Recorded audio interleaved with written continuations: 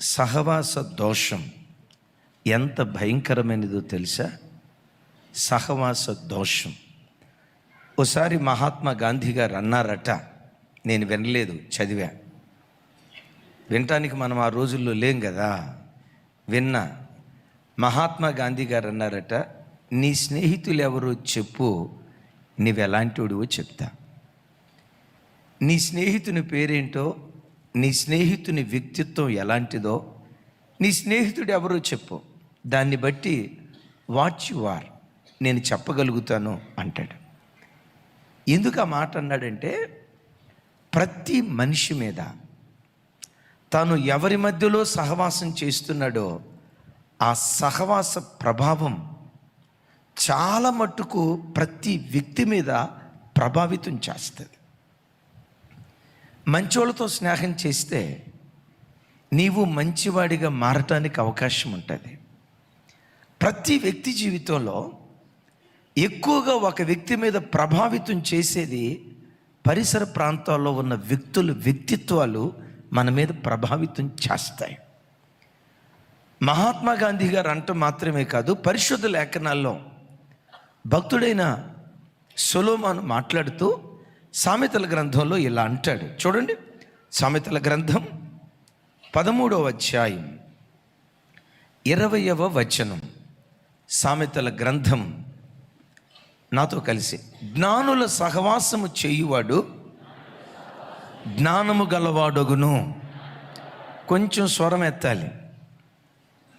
నాతో కలిసి, మూర్ఖుల సహవాసము చేయువాడు చెడిపోవును. రాత్రి కూడా కొంత విన్నారు. ఇంకొకసారి చెప్పండి, జ్ఞానుల సహవాసము చేయువాడు జ్ఞానము గలవాడగును. ఏమయ్యాడట? వాస్తవంగా వాడు జ్ఞానం కలిగినోడు కాదు, అంత తెలివి కలిగినోడు కాదు, కానీ జ్ఞానం కలిగిన వాడు అయ్యాడు. ఎలా జ్ఞానం కలిగిన వాడు అయ్యాడు? జ్ఞానులతో సహవాసం చెయ్యటాన్ని బట్టి ఈ వెర్రివాడు కూడా జ్ఞానం కలిగిన వాడిగా మార్చబడ్డాడు. వాక్యం అంటుంది, జ్ఞానులతో సహవాసము చేయువాడు జ్ఞానము గలవాడగును. ఈ మాటను ఆధారం చేసుకుని మీరు నాకు సమాధానం చెప్పండి. త్రాగుబోతులతో సహవాసం చేయువాడు, సినిమా పిచ్చోళ్ళతో సహవాసం చేసేవాడు, తిండిబోతోళ్ళతో సహవాసం చేసేవాడు. ఏం అంత మెల్లిగా చెప్పారు? అసలు సంవత్సరం బట్టి తిన్నోళ్ళు చెప్పినట్టు చెప్తున్నారు. తిన్నోళ్ళు అయితే ఆ కోళ్ళు మేకలన్నీ ఎందుకు మాయమైపోతున్నాయి? కొంచెం గట్టిగా చెప్పండి. ఆమె తిండిపోతులతో సహవాసం చేసేవాడు, పరిశుద్ధంగా బ్రతికే వాళ్ళతో స్నేహం చేసేవాడు, ప్రార్థనా పరులతో స్నేహం చేసేవాడు, భక్తిహీనులతో స్నేహం చేసేవాడు, మూర్ఖులతో స్నేహం చేసేవాడు. ఈరోజు వాక్యం వింటున్న బిడ్డ, నీ స్నేహితులు ఎవరు? మందిరానికి వచ్చావు, ఓ 2 గంటలు మందిరంలో గడిపావు, ప్రైజ్ ది లార్డ్, అయిపోయింది, ఇంటికి వెళ్తున్నావు కదా. సోమవారం నుంచి శనివారం వరకు ఎవరితో స్నేహం చేస్తున్నావు? దేనితో స్నేహం చేస్తున్నావు? నీ భవిష్యత్తు మీద కానీ, నీ క్యారెక్టర్ మీద కానీ నీ సహవాసం బహుగా ప్రభావితం చేస్తుంది. రాత్రి కూడా చెప్పాను, బియ్యం ఉన్నాయి, బియ్యాన్ని పసుపుతో కలిపితే ఆ బియ్యం అక్షింతలు అవుతాయి. అదే బియ్యాన్ని బొగ్గుతో కలిపితే చేతబడికి ఉపయోగిస్తారు. అదే బియ్యాన్ని బెల్లంతో కలిపితే పాయసం. ఒకటే బియ్యం. ఆ బియ్యాన్ని చూడండి, పసుపుతో కలిపితే ఏమైపోయినాయి? అక్షింతలు అయిపోయినాయి. బొగ్గుతో కలిపితే తెలియదు కదా, అది మనకు అంతగా. బొగ్గుతో కలిపితే చేతబడికి ఉపయోగిస్తారు. అదే బియ్యాన్ని బెల్లంతో కలపటాన్ని బట్టి పాయసపు అన్నంగా మారిపోయింది. నీవెవరితో కలుస్తావో నీ వ్యక్తిత్వం కూడా అలా మార్చబడుతుంది. ఆకాశం నుంచి కురిసే వర్షపు చినుకులు ఉన్నాయి చూసారా? చాలా స్వచ్ఛమైనవి. ఎంత స్వచ్ఛమైనవంటే, నేను బ్యాచిలర్గా ఉన్నప్పుడు వర్షం వస్తుందంటే చాలు బకెట్లు పెట్టేవాళ్ళం, ఫుల్గా బకెట్లు పట్టుకునేవాళ్ళం. ఎందుకో తెలుసా?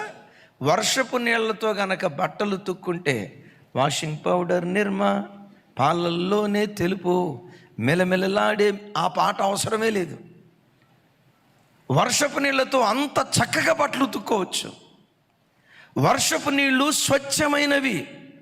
దైవజనమా, నా వైపు చూడండి. బోధించే నేనైనా, వాక్యం వింటున్న మీరైనా, తల్లి గర్భంలో నుంచి మనం వచ్చేటప్పుడు స్వచ్ఛమైనటువంటి వాళ్ళం. వాక్యం ఏమంటుందో తెలుసా? నరులను దేవుడైన యెహోవా యథార్థవంతులుగానే సృష్టించెను అని అంటాడు. మనందరిని ఎలా కలుగు చేశాడు చెప్పాలి? ఎలా సృష్టించాడు? యథార్థతకు మారు పేరు కలిగిన వ్యక్తులుగా దేవుడు మనల్ని సృష్టించాడు. తంత్రగొట్టులుగా, కపటం కలిగిన వారిగా, అబద్ధికులుగా, అపవిత్రులుగా మిమ్మల్ని, నన్ను దేవుడు మనల్ని పుట్టించలేదు. సో మనం ఎవరిమి? స్వచ్ఛమైన వర్షపు నీళ్ళ వంటి వారి. ఈ వర్షపు నీళ్లు బురదలో పడ్డాయి అనుకోండి, స్వచ్ఛమైన నీళ్లు మురికైపోతాయి. అదే వర్షపు నీళ్లు వేడిగా ఉన్న పెన మీద పడ్డాయి అనుకో, ఆవిరైపోతాయి. అదే స్వచ్ఛమైన వర్షపు నీళ్లు ముత్యపు చిప్పల్లో పడితే ముత్యాలుగా అవి మార్చబడిపోతాయి, ముత్యాలుగా మారిపోతాయి. ఓ వర్షపు చినుక, నువ్వు ఇక్కడ ఎందుకు మురికైపోయావు? నా దోషం కాదయ్యా, నా సహవాస దోషం. ఇక్కడి నుంచి ఎందుకు ఆవిరైపోయావు? ఇది నా తప్పు కాదయ్యా, నా సహవాసంలో ఉన్న దోషం. అడుగుతా, ఓ వర్షపు చినుక, నీవెలా ముత్యంలాగా మారిపోయావు? సహవాసపు ఆశీర్వాదం వర్షపు చినుకుగా ఉన్న నన్ను ముత్యంలాగా మార్చేసింది.